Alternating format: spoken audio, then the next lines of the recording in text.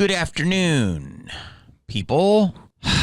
Just a little rant here on why the business needs to be disrupted. And I'm going to give you a clear example on how this is being affected on all sides. No one is talking about the actual model of the business and how it is all backwards. They are just blaming the studios and the streamers, which there's definitely some fault there, which I will go into later. But there's also fault within the actual system of actors and artists paying out their salaries. No one is talking about the reps, and you know me. Oh, I love to talk about the reps.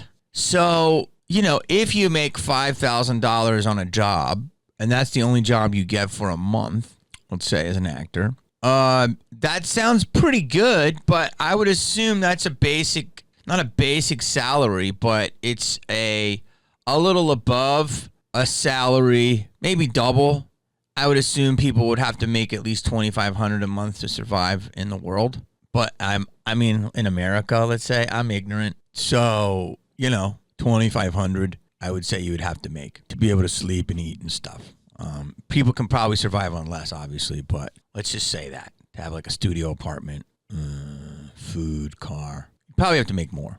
But I'm saying I can think people can with a roommate and stuff. Let's just say you make $5,000 as an actor. You can pretty much just say half of that's going away. So it would be like $2,500 for a non-acting job if that was like another job you did. But the issue is there's still taxes.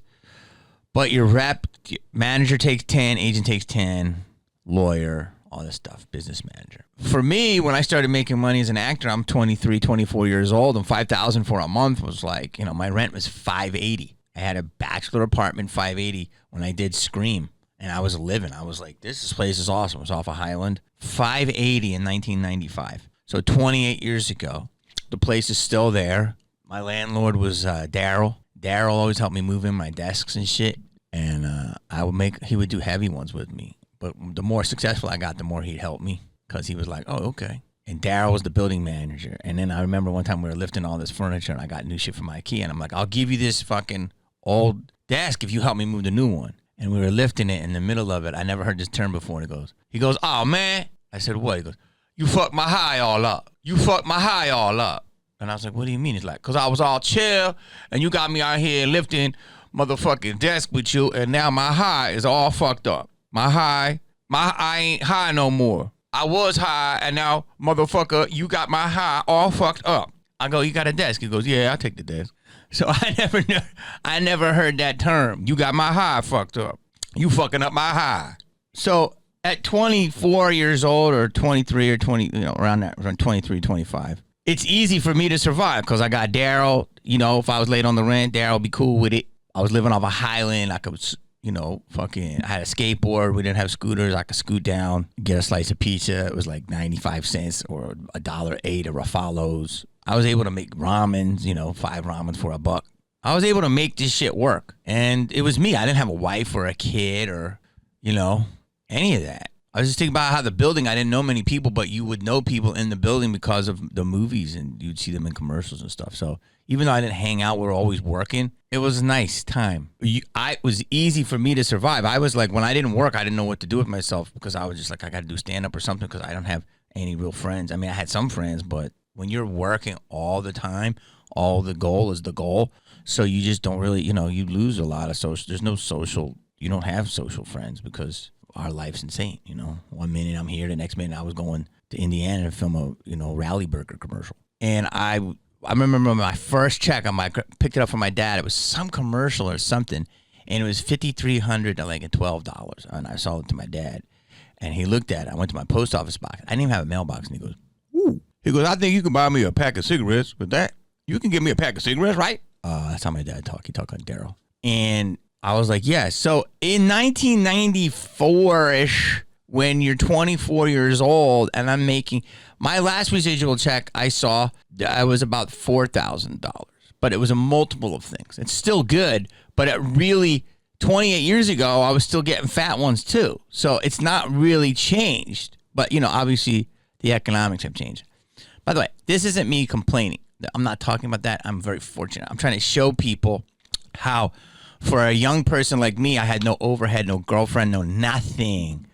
I had bean and cheese burritos, ramen, slices, a skateboard. I have very shitty, like I had an old Dodge Dart or some kind of car. I forget. I bought it for like $800 and that shit was terrible.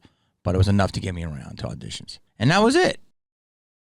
And now I started making it. I didn't upgrade the shit. I kept the shit because I don't want to fucking pay bills. And I was like saving my money. So if the rates haven't changed that much for people, you have to understand what's going on. And there's a lot of these actors, you know, I tell them, don't get married, don't have kids until you know, that's another thing though. You shouldn't do that. You can't sit there and raise a family on sometimes where it's a risk, right?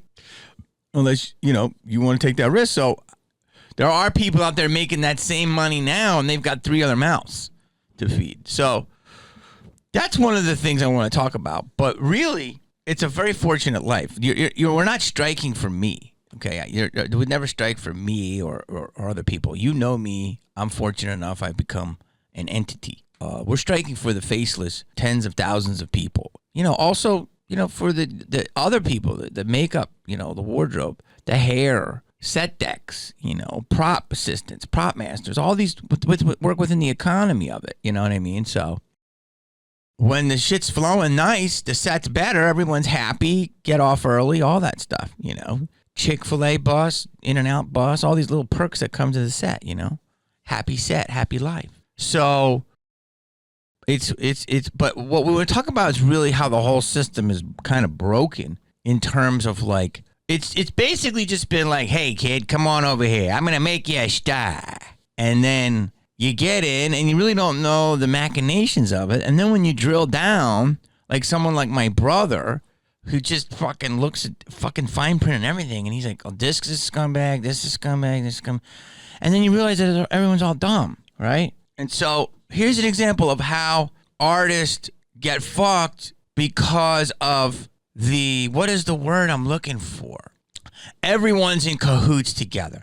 It's like, let's talk about like sexual predators, an example. There's a reason why sexual predators thrive so much in our business, because they're tolerated by powerful people, right? So a lot of people won't speak out who may hear some shit because they don't want to fuck up their shit with these entities that still fuck with these predators, right? And that is the truth of this business and probably a lot of businesses. And that's why, because if they weren't being enabled by higher entities, everybody be all day. You're like, yo, this guy tried to finger bang my ass in the fucking craft service line, all right?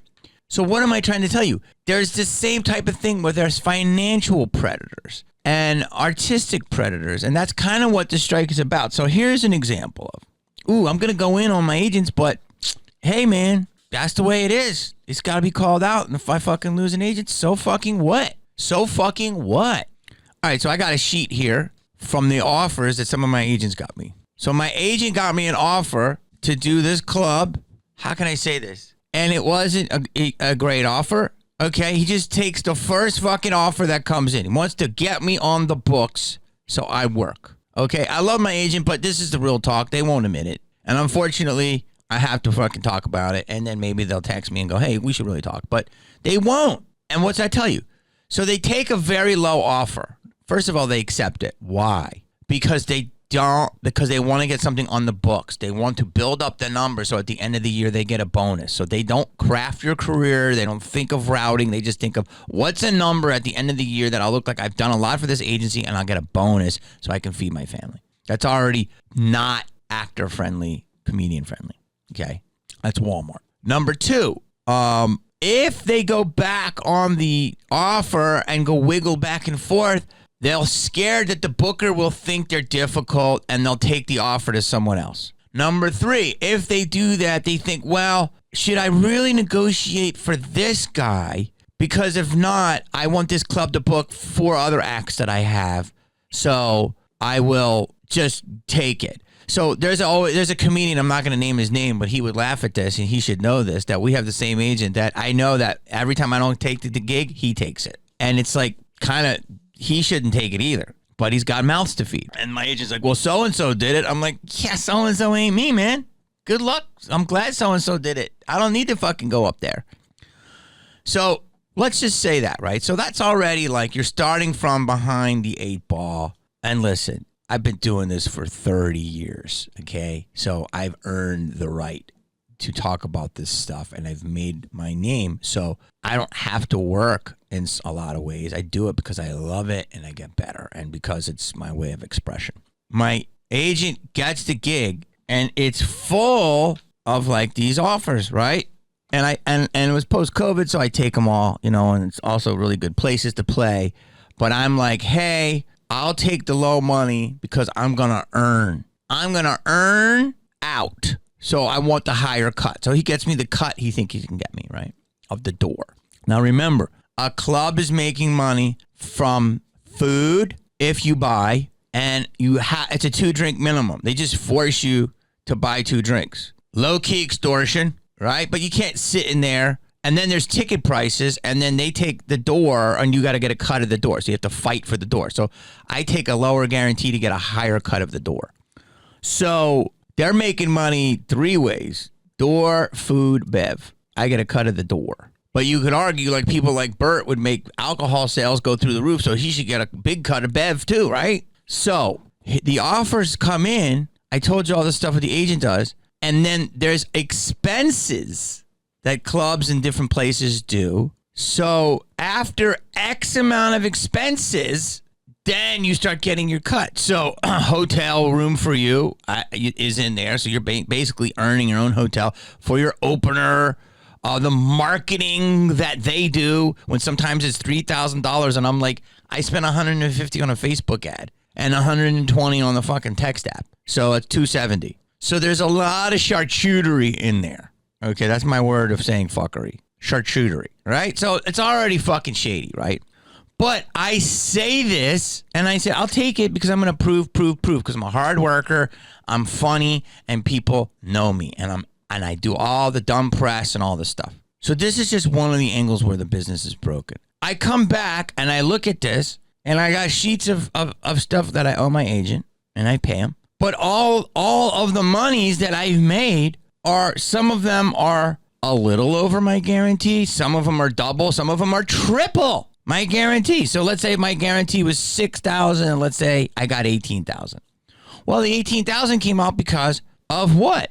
I sold that much more in tickets. Okay. Now, how did I do it? People are going to take credit for it, but I went and promoted for the club. They're going to say they took out ads. I did the right Facebook marketing, and I pay for a web girl. I went and did my app. I pay for the web to text. I posted multiple times. The agent never paid. The agent never posted. The agent never did this. So in a normal world, you would think that the agent would only get a cut of what they brought you. So instead of a $6,000, you give them a cut of that. And by the way, these are all clubs I have relationships anyway, but I just let the agent do it because I'm like, you know what? You can run this stuff. What do?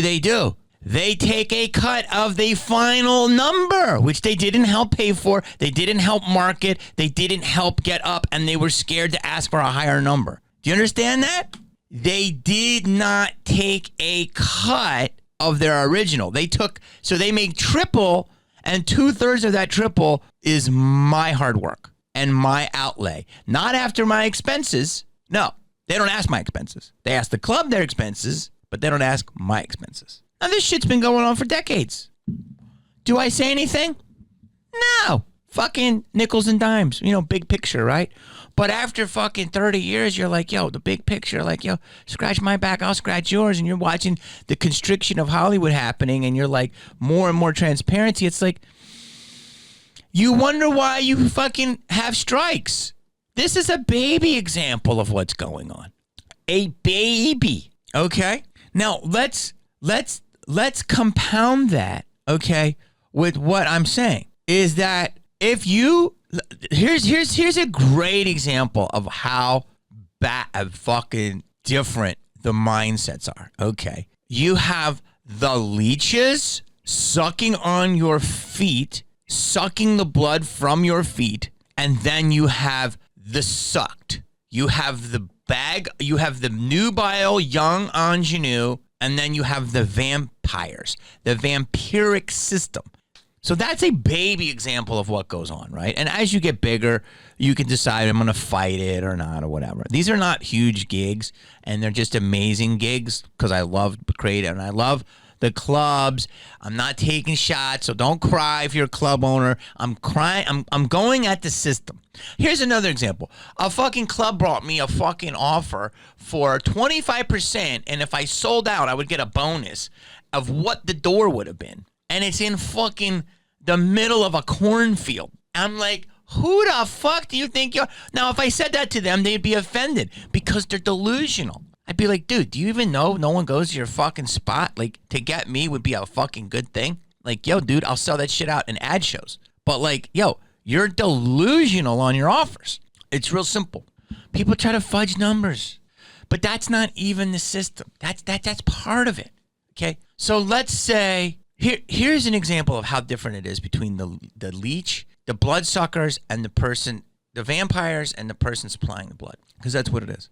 Especially for young, new, beautiful, the town loves an ingenue. You know, like Jenna Ortega, God bless your soul. You know, she's going to navigate this amazing. But that's what the town loves more than anything right now. Exactly what she is. She is perfect to be one of our biggest ever. But everyone's going to get their mitts in. So here's an example. How can I say this? So I once had a business manager, and I liked the guy a lot, personally.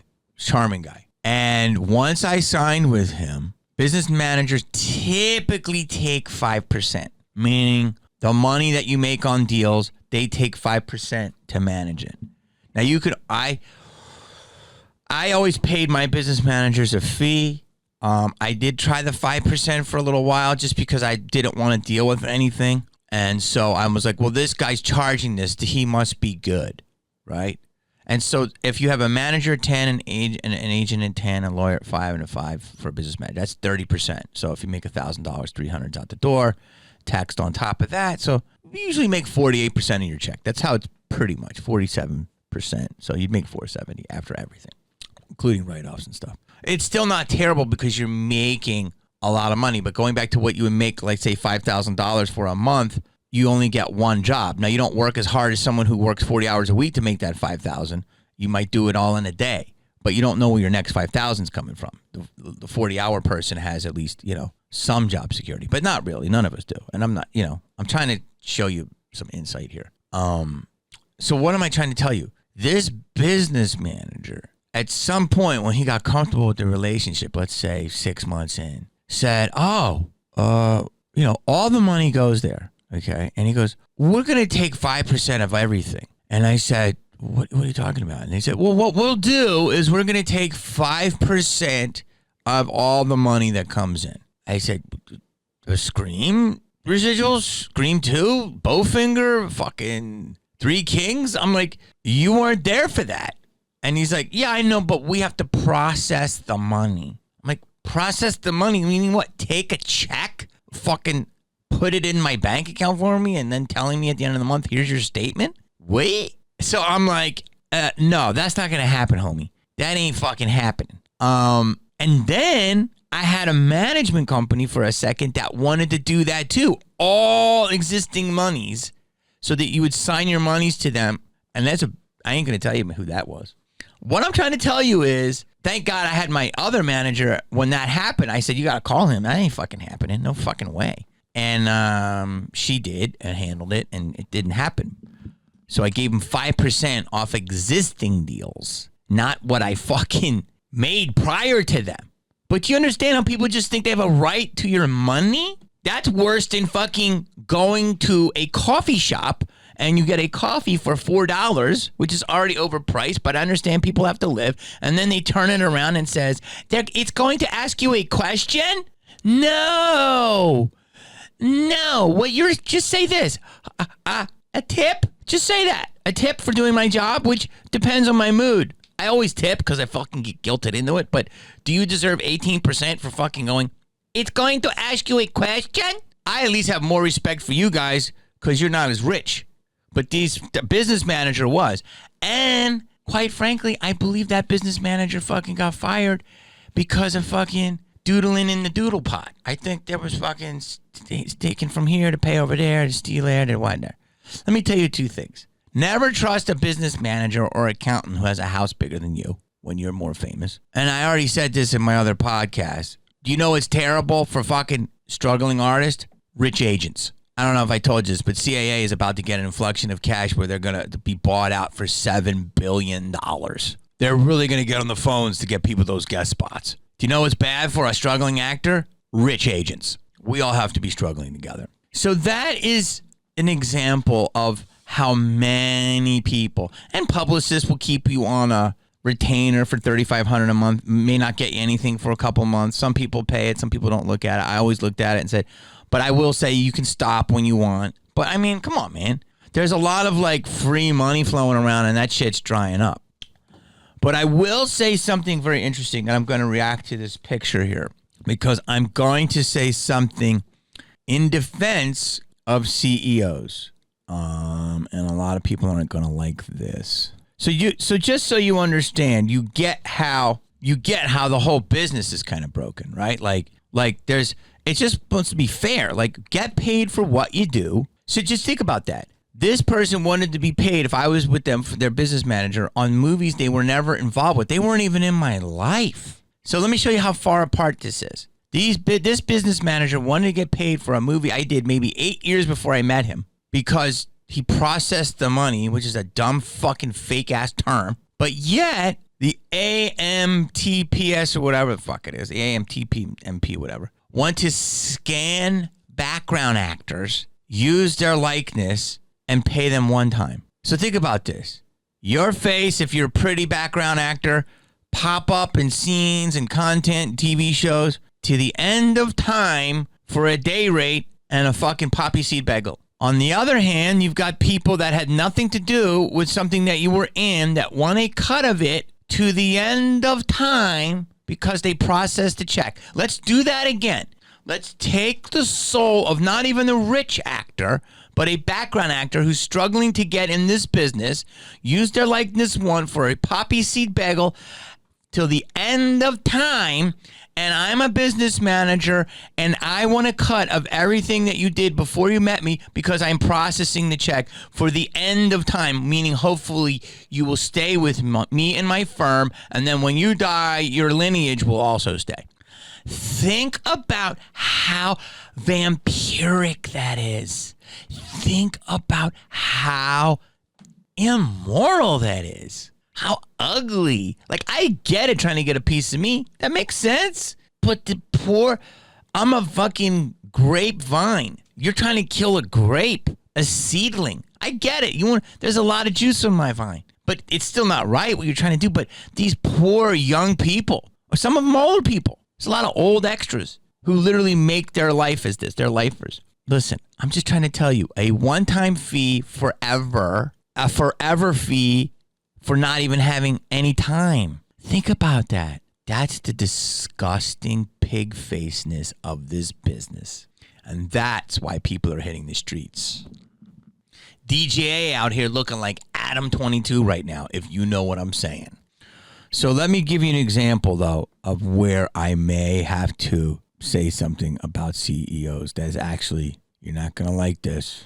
Okay, so there's a picture, I'll send it to you, but so look, it talks about the CEO pay, okay? And this is where I'm actually going to shed some light on what this is. So David Zaslav, I don't know enough about him at all. He's obviously enemy number one. Everyone's going for him. And it looks like he's made $498 million. Let's just say $500 million. I don't know, in the last 2 years. It's an incredible amount of money, obviously. But I do believe that was based on performance. And I've said this before. Like, he got the job. He killed it at Discovery. He made Discovery very profitable. Warner Brothers came in. He took it over and said, I'll do the same for you. And he's going to probably slash and crash and do away with a lot of legacy projects and turn fucking Warner Brothers into fucking Property Brothers. Like I said, it's going to be fucking cooking shows and cake bosses, which there's a place for that. But does that can we still have Wolf of Wall Street? Like, that's the thing, right? So that guy I really can't comment on. I mean, he made the most, but I don't know enough about him.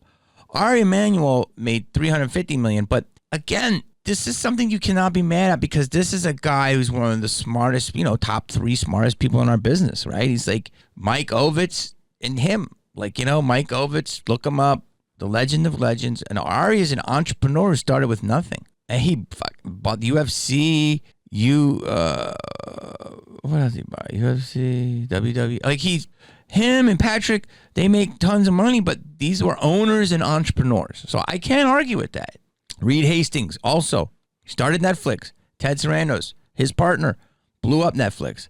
I got to hang with Ted a while. He's an amazing guy, smart guy. These are guys that they took the shot, and this is the windfall which they pay. So and Bob Iger, a lot of people are mad at him right now. He's making $200 million, but he started at ABC literally, I think, as a coffee getter. 45 years in the game, 50 years in the game. This guy is literally the epitome of the American dream. I think he went to Ithaca College, not like NYU. He wasn't born into the game. So, yes, I understand they're in an amazing position now, and we should all come to the table and talk. This is probably not going to be popular, so I have to figure out how to put it out. But what I'm trying to tell you is there are a lot of people in here that are entrepreneurs who started from nothing, and they risked everything, and now they're where they are. Is there a disparity? Of course. Can they cry poor? No,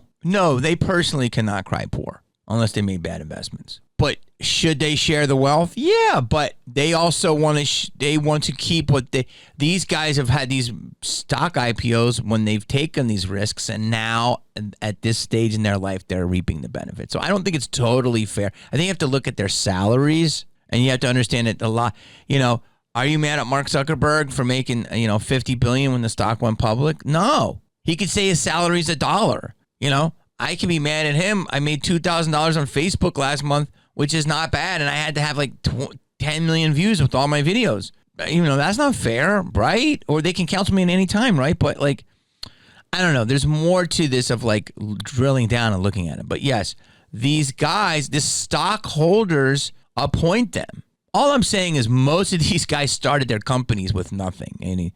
Endeavor was started with nothing. Comcast was started with nothing. Netflix was started with nothing. So I love entrepreneurs, and I think that they deserve to get paid. But can they, Rupert, he bought Fox, but still, I don't know. He's 90, still making 180 million a year. Wow. But he already has it. So anyway, I don't know if that made sense. What I'm trying to say is that people take risks in life, and they are going to get paid. I think everyone should be paid. I'll say this. I think everyone should get residuals in this business, but that means you have to take a risk. So you get less upfront money for a bigger thing on the back end. I would do that all day. I will do that every day because I believe in myself. A lot of people won't. So that's something we have to think about. And a lot of people will just take it off of you without even doing anything.